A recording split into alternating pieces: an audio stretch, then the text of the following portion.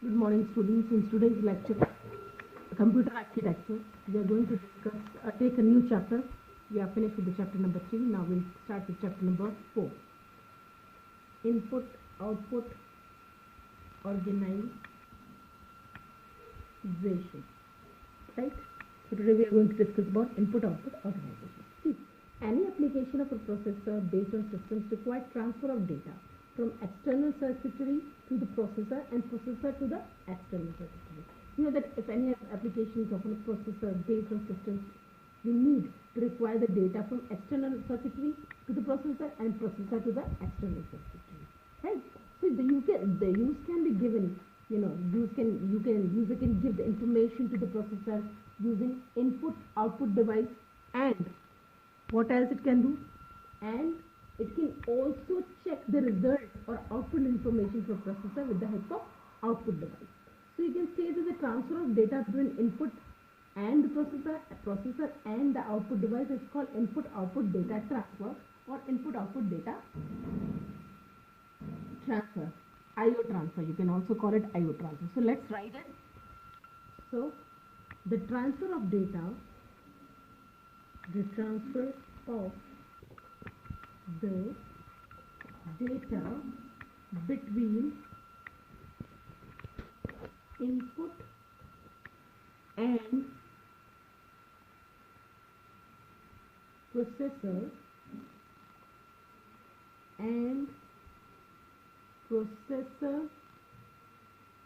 and output device is called input output data transfer. So what is input? Basically, input output data transfer, as the word itself implies, when the transfer of data takes place in between the input and the processor and the output, such type of transfer is called as input output transfer. For example, one data, this is input device, it is transferring to the processor, this is processor, and then we have output data.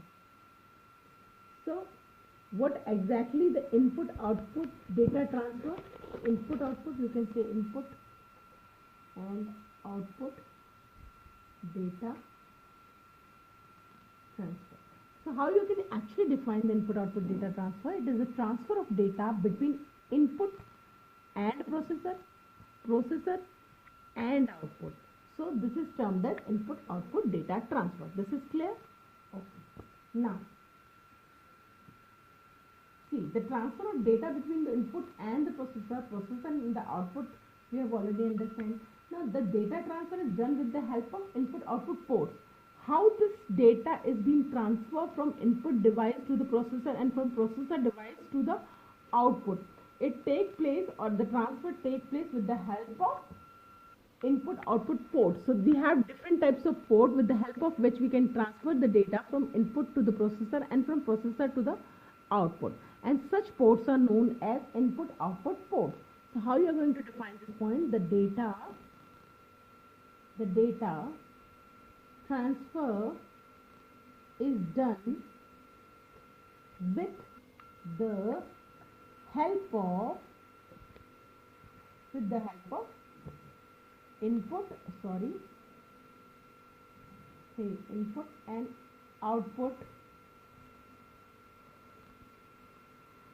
input and output ports, right? So these are the ports which is actually carry the data from input to processor and from processor to output.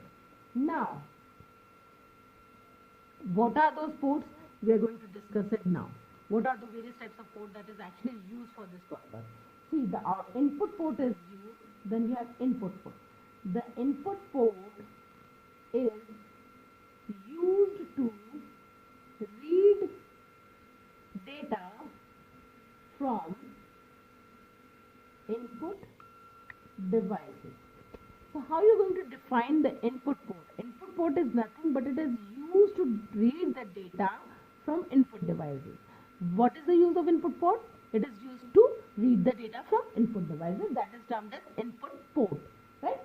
Now, example, what is the simplest, what is the simplest form of the input port? So if you have to give the simple example of the input port, it's going to be a buffer. So write it down. Let's take it another point instead of writing it an example, right? So the simplest form of the input port is buffer, right? This is clear, which is the simplest mode of by which you can transfer the data from input devices to the processor. First of all, we transfer it with the help of port. An example of it, the simplest port example of it is buffer, right? Now,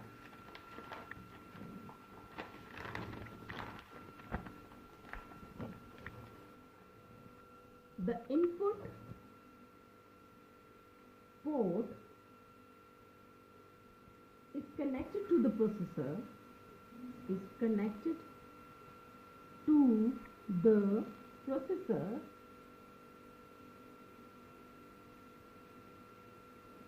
through the buffer. The buffer, right?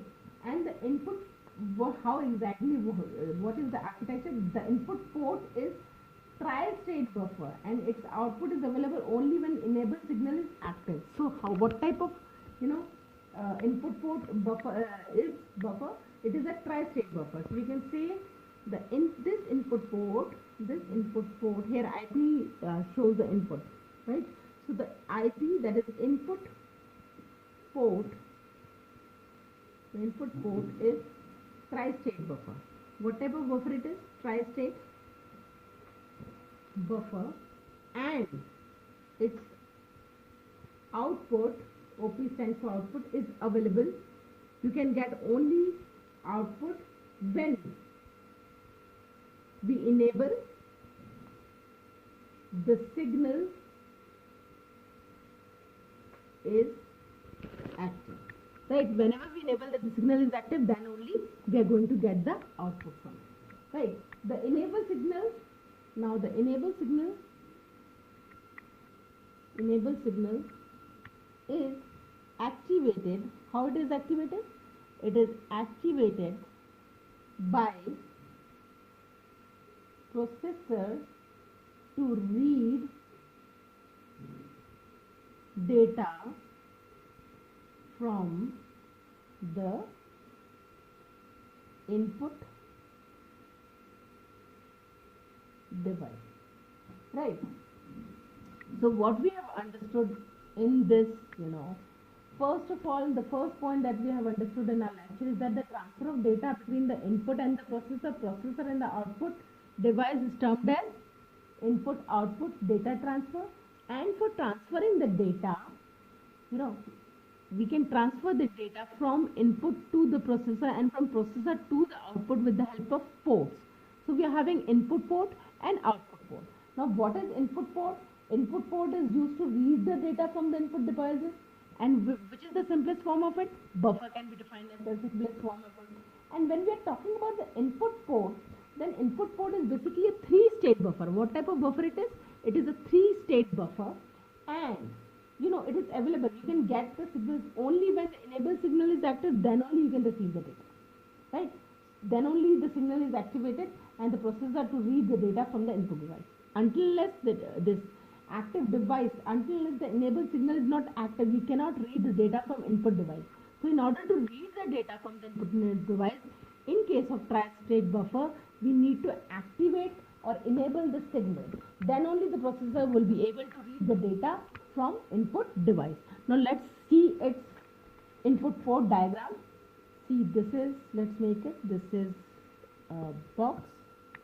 You can say, termed it as a input port. Let's write it full, input port, right? And this is enable, right? And then we have data to process, data to processor, right? And data from input device. Right. So what we have understood in this lecture is that only and only data can be read. How can you read the data? The data can be read only and only when, in case of tri-state buffer, the active is one state, you can say that the enable signal is active. Then only the processor would be able to read the data from the input device. Otherwise it will not, and this is the input port structure, input port diagram, so that you can understand it well. This is the input port diagram, right? This much is clear. Now let's move to the output port. What is output port, right? So output port. Now what is output port? See, output port is used to send the data to the output devices from the processor.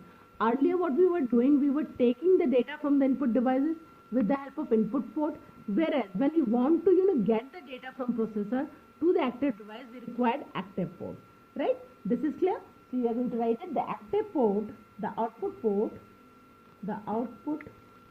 port is used to send the data to the output devices, right?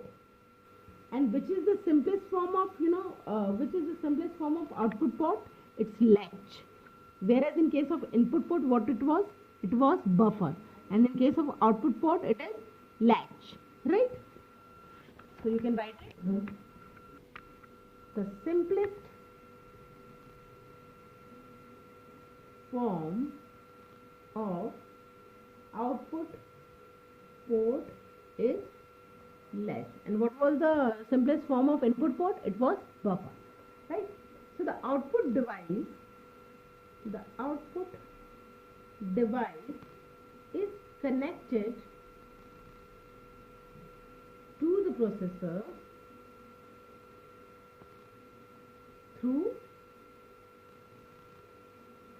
output port, right? This is clear. We have discussed it so many times that with the help of output port only the processor is connected in order to send the data to the output.